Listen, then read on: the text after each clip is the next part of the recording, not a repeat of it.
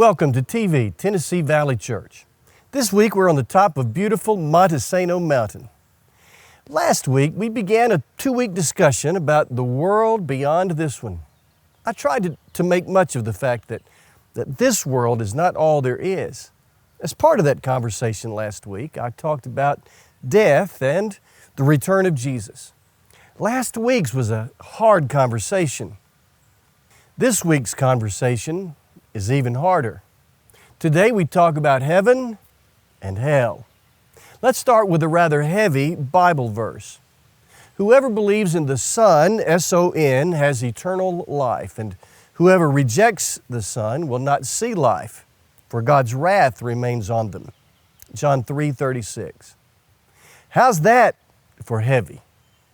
So to believe in, meaning to place one's wholehearted faith in, God the Son, Jesus, will result in life that does not end beyond our last breath of earth's air. But to reject God's offer of hope in Jesus, the verse says, results in what the Bible calls the wrath of God, which brings us to the first subject, hell.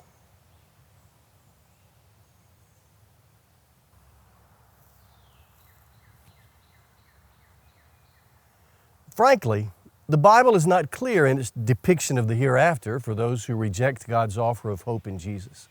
We shouldn't find that surprising, really, since we're talking about realities for which we don't have any human categories and for which our vocabularies are simply inadequate. The Bible actually draws from several images to communicate the fate of those who reject Jesus. Of course, there's the symbol of fire. In several places, the Bible speaks of hell as fire, most often as a lake of fire. Yep, it's there, no denying it. In fact, if I counted right, 11 times in what we call the New Testament. Fire, of course, is the symbol that Dante highlighted in his famous epic poem, Inferno. And fire is the symbol you'll see lampooned in the comic strip, The Far Side. But fire is not the only symbol for hell. There's the image of darkness. Matthew 8:12 speaks of hell as people being, and I'm quoting now, thrown outside into the darkness. There's the image of hell simply as death. Two of the most well-known verses in the Bible offer us that image. The famous John 3:16, which you might have learned at one point. God so loved the world that He gave His only Son, that whomever would believe in Him would not perish. There's the image of hell as death or perishing, but would have everlasting life. Even the verse I mentioned a moment ago, John 3:36, reads, whoever rejects the Son, Jesus, will not see life. So some verses seem to indicate that hell is simply the absence of life beyond death. Then there's the image of hell as separation from God. 2 Thessalonians 1:9 speaks to those who reject Jesus as being forever, and I'm quoting again, shut out from the presence of the Lord, which of course would mean the separation from all good things. Maybe the most interesting image of hell was Jesus' descriptive word, Gehenna. In Jesus' day, Gehenna was the garbage dump just outside the walls of Jerusalem, a place of waste and despair. Why so many differing descriptions of hell? Some of them even contradictory, like fire and darkness. It's because the Bible is describing something for which we have no categories, no vocabulary, like describing color to someone who is blind and never has seen. How does one describe color to someone who has always been blind? Well, I Googled that. You have to use categories that they understand. You use touch and associate colors with touch, like red with hot. Or you stick your toes in the swimming pool together and you say, the water is the color blue. You use smells, tastes, and even sounds. You use categories that blind people have experienced to help them see those colors. They'll not understand red and blue in the same way that a seeing person does, but they get a sense of what the colors are. Likewise, we don't have adequate categories or terminology for hell to understand it, so the Bible gives us images of what we have experienced to get a sense of what hell might be. And the prospect is more than sobering.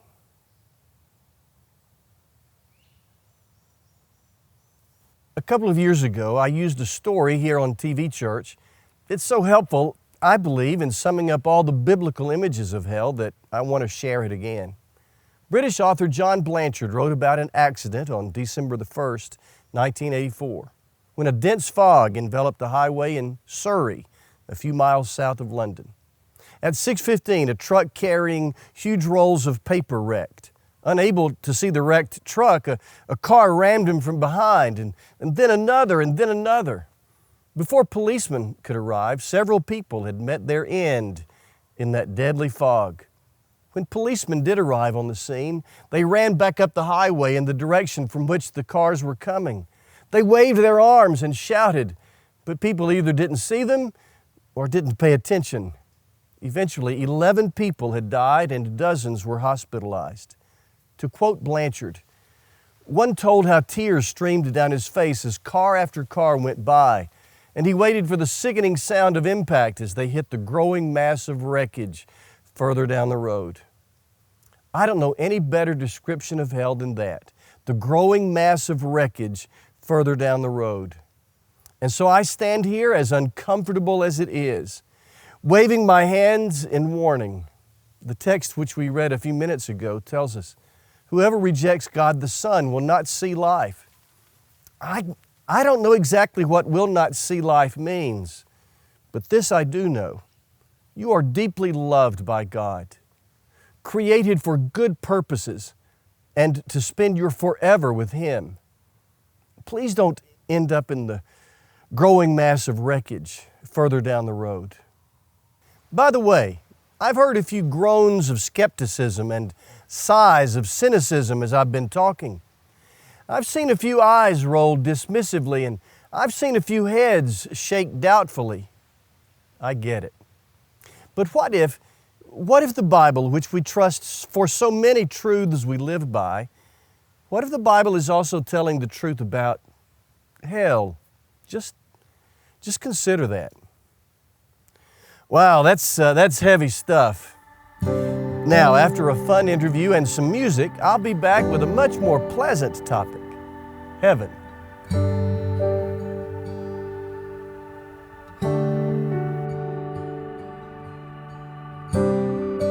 How I live for the moments where I'm still in your presence and all the noise dies down. Lord, speak to me now. You have all my attention. I will linger and listen. I can't miss a thing. Lord, I know my heart wants more of you. My heart wants something new, so I surrender all. All I want is to live within your love, be undone by who you are. My desire is to know you deeper. Lord, I will open up again, throw my fears into the wind. I am desperate for a touch of heaven.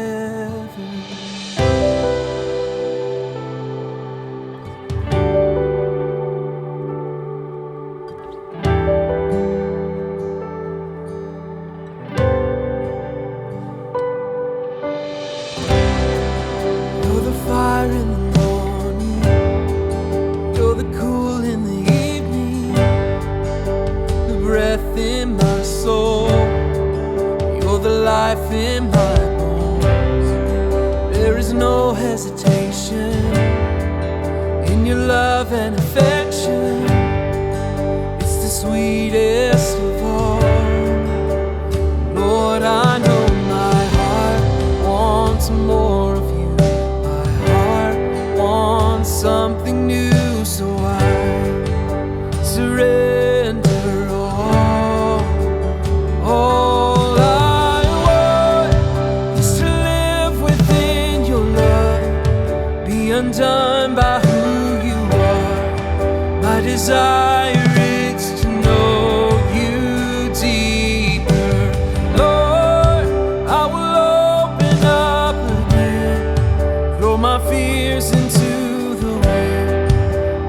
desperate for a touch of heaven.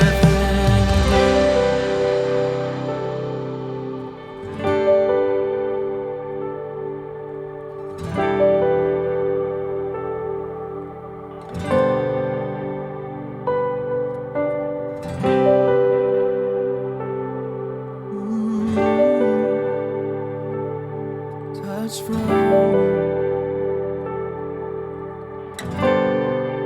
I open up my heart to you. I open up my heart to you now. So do what only you can. Jesus, have your way in me now. I open up my heart to you.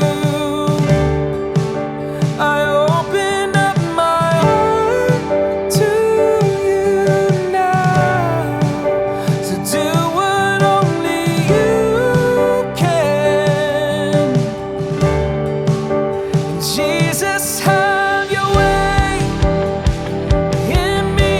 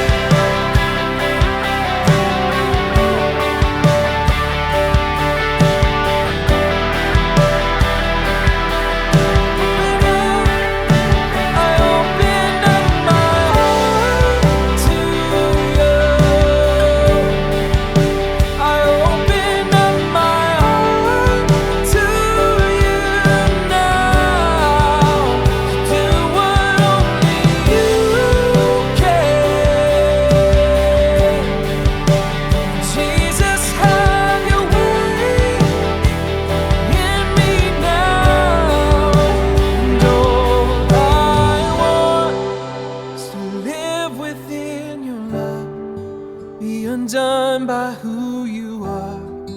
My desire is to know you deeper.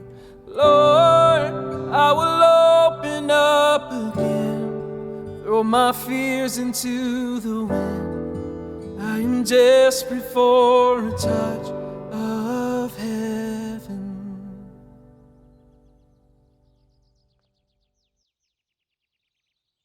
So, Barnabas, we're going to talk about heaven today. Have you ever been to heaven? No. No, me either. But do you imagine what heaven's like? Have you ever thought about it? What kind of things do you think about heaven? I think that there might be gates. You think there might be gates? Who are some people who you might see there? David David?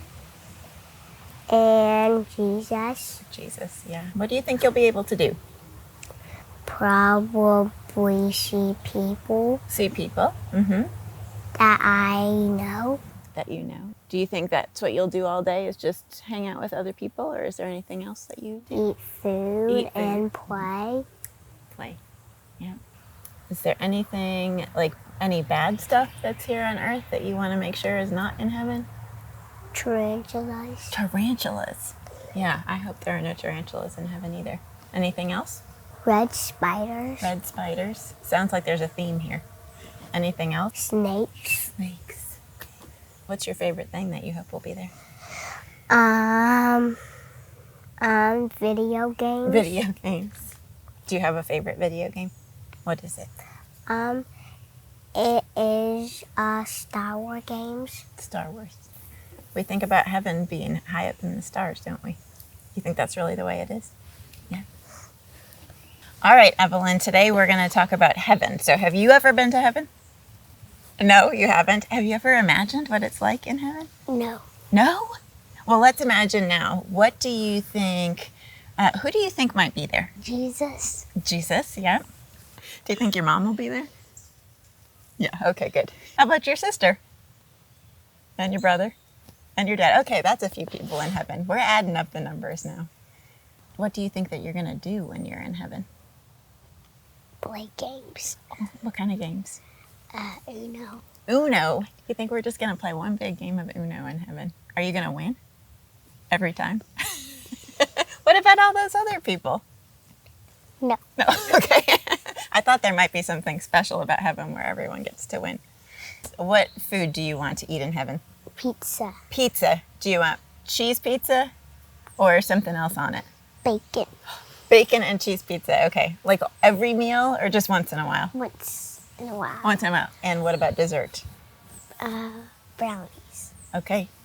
Bacon pizza and brownies. That sounds like a pretty good meal to have. Are you going to share it with the other people who are there? The at least 4 other people who are there plus Jesus, right? Okay, good. What else do you think will be there that you really love that's here on earth? You think there's anything you'd really like to see in heaven? Love. That's a great one.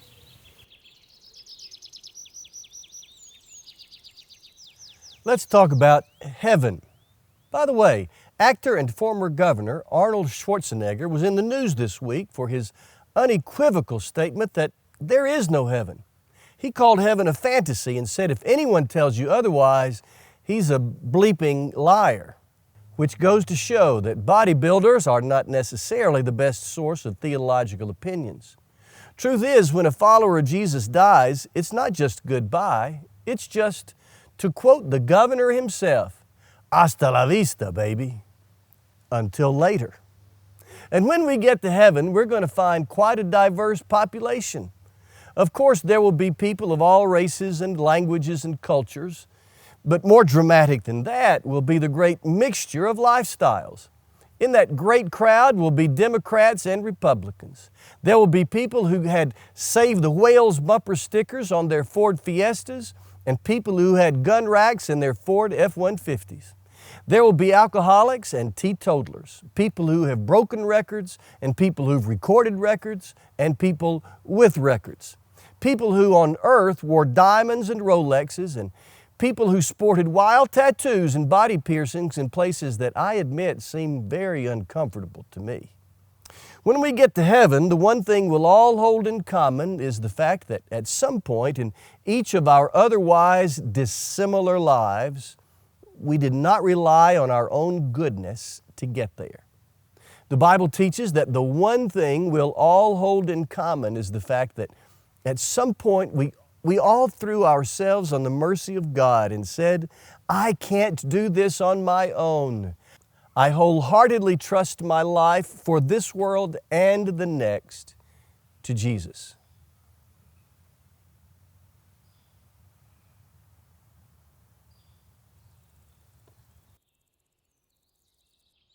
But what is heaven like? As with hell, heaven is described using multiple images. Remember, it's because we don't have adequate categories or vocabulary to describe something from another world. Again, it's like describing a color to someone who is blind and never has seen. You use categories they understand, like touch, smells, taste, even sounds. A person who never has had sight will not understand red and blue like a seeing person does, but they will get a sense of what color is. We don't have adequate categories or terminology for heaven either, so we cannot understand it fully. But the Bible gives us enough images that the promise of heaven is wonderful.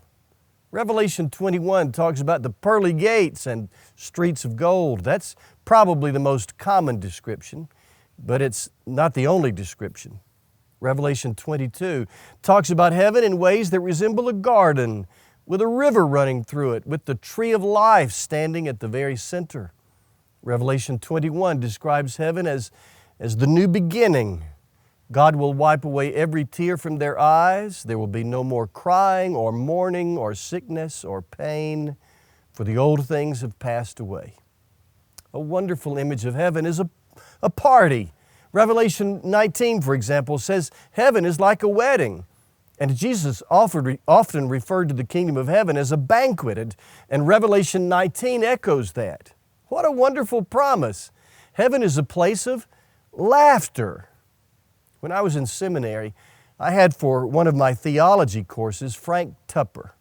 Dr. Tupper's wife at the time was suffering with a terminal illness, and Dr. Tupper was understandably sad and even, it appeared to me, a bit bitter, even cynical. But his wife had an experience that softened his view of her death. In the summer of 1983, she said to her husband, "Frank," Dr. Tupper to me, "I want to tell you something that happened to me this morning, but I'm not sure you'll believe me." She knew that her husband, Frank Tupper, was a disciplined academician, not one for mushy stuff. She also knew he was hurting, but she told him what happened. She had been praying for a long time that God would take away her fear of dying, and that very morning, as she prayed that prayer, she felt an unusual sense of God's presence, almost as if she were being embraced. And then she heard it. She heard children laughing. "I heard children laughing on the other side," she said. Mrs. Tupper was not healed. She died from that illness. But she was no longer afraid of death, Dr. Tupper wrote, for she had heard laughter from the other side. Now, I know everyone hasn't had or will have that particular experience, but I hope we'll all remember there is laughter on the other side. Heaven is like a party, like a wonderful garden and a beautiful city. But my favorite image of heaven is home. God inspired Paul to write in 2 Corinthians 5, "I would prefer to be absent from the body and at home with the Lord." "There's no place like home," said Dorothy in The Wizard of Oz, "and there's no home like heaven, in the presence of our loving Father, beyond the tears and beyond the pain." It's probably corny, but I woke up in the middle of the night this week with a song I hadn't heard in 40 years. When I'm feeling lonely and when I'm feeling blue, it's such a joy to know that I am only passing through. I'm headed home. I'm going home where I belong.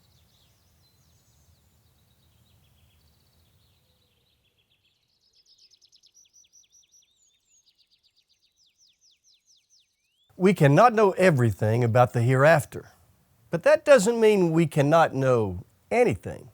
We know that those who have a right relationship with God through Jesus can anticipate never-ending life in the presence of God Himself, a life that is beyond our imagination. We cannot know everything about the hereafter, but that doesn't mean we cannot know anything.